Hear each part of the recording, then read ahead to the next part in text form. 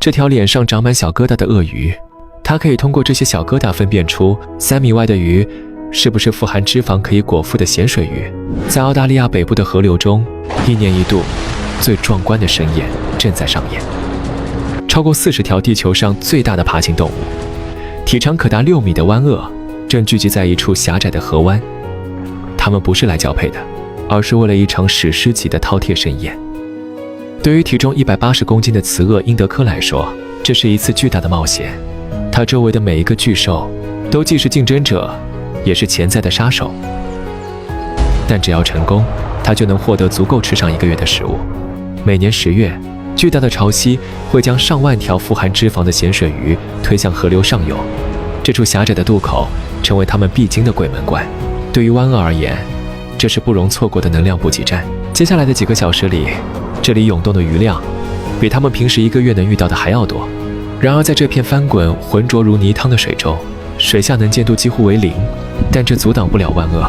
英德科拥有一项极其科幻的超能力，他的皮肤能看见猎物，他的脸上布满了数千个微小的疙瘩，每一个都是灵敏度10倍于人类指尖的压力感受器。鱼群游动时产生的微弱湍流，能在3米之外就被它精准感知。这套天生的生物声纳系统能让它在完全黑暗中分辨出猎物的方位、大小，从而决定是否出击。不久，月亮升起，大潮如约而至。鱼群像银色的洪流涌入这口翻滚的大锅，体型硕大的雄鳄们占据了最佳位置，展开了疯狂的杀戮。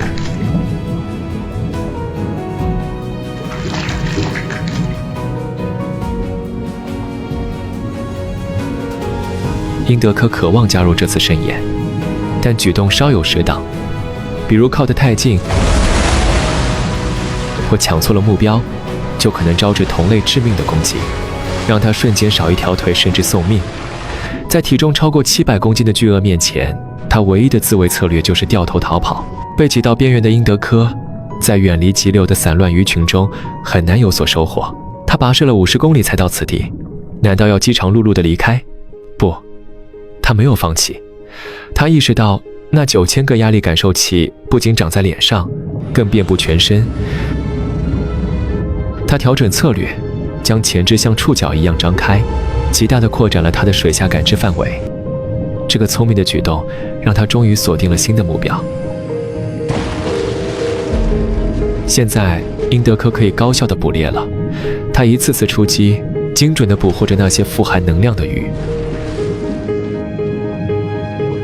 这场盛宴持续了整个夜晚。到了早上，鱼群消失无踪，英德科悄悄地溜走了。他吃饱了，并且毫发无损。